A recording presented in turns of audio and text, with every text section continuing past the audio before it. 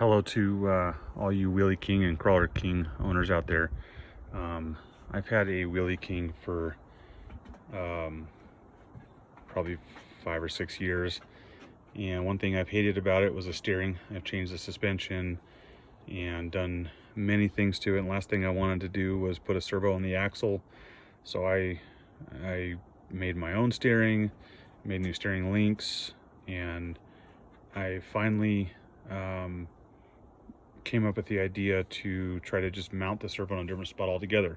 So I want to share this because I know that this is something that people struggle with and have the same thoughts that I have, not wanting to put the servo on the axle.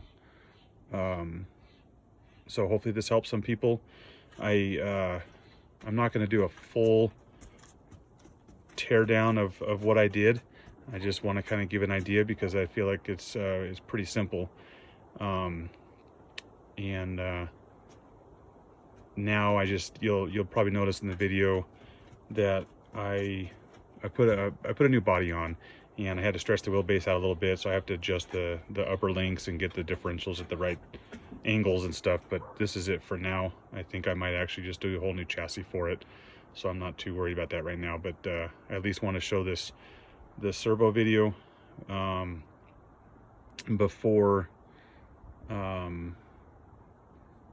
I made any changes to this. And so here it goes.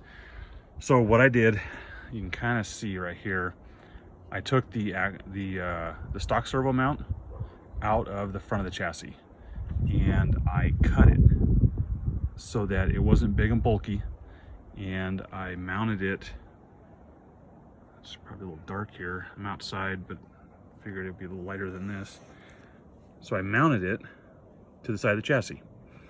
So you can see what I did is these holes are the screws that go into the transmission. This goes into the chassis, and then right here I ran a screw with a nut on the other side because this was flexing a little bit.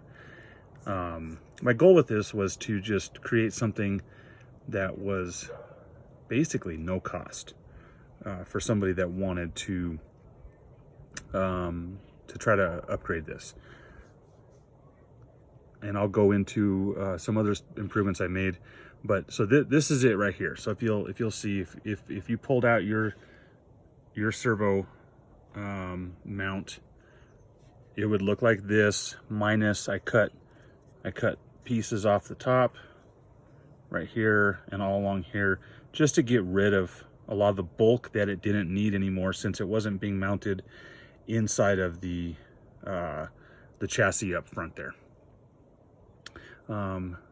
So what I'm going to do is I'm going to go ahead and mount the servo back up and show you guys. I'm very, very pleased with it. In fact, I had to turn the servo down because it was too strong and it was pushing too hard on the whole front suspension and chassis, and kind of twisting things. So I'll get this put back together, and then we'll talk more about it. Okay, I'm back. The servo is on. All right. So one thing, like we discussed, I redid my own links.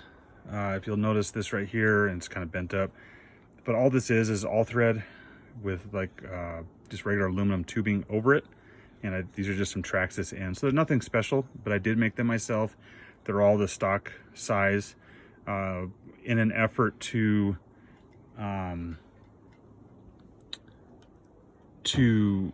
try to stop some of the play that I was getting. I thought, well, I'll buy this aluminum little piece right here that mounts the axle. You guys will probably know, you got a plastic one there. It's probably not a bad idea. It eliminates some of the flex. And then this piece here, right here, is the stock one. Well, I made this, but it replaced the stock link with that little cantilever thing that was in here. So this is the stock length. So I did not change anything for the purposes of this video, and for just testing purposes. So you'll notice that the servo arm is cocked forward a little bit because of where I mounted this. My intention is to lengthen this arm so this comes straight out and it has even pull for right or left steering. Another thought is maybe I have this on the outside, maybe going to the inside, so you have a little bit more torque on it, which is obviously going to be helpful. But these are all plastic parts, and so I don't know how much torque I really want on that. If you'll notice, I've got this is just the 25 kg servo off of Amazon. I think they're 20 bucks or something. They work out really well. Anyway, so, you know, my first thought was having this on the side, is that how is it going to be damaged? Is it, you know, there's going to be issues with that? And I thought, well, I'll just try it. So here it is. The power is turned on, and you'll see it's got a little bit more right turning than left, just because of the way the servo arm is, and there is some plastic chassis flex up here. And then here is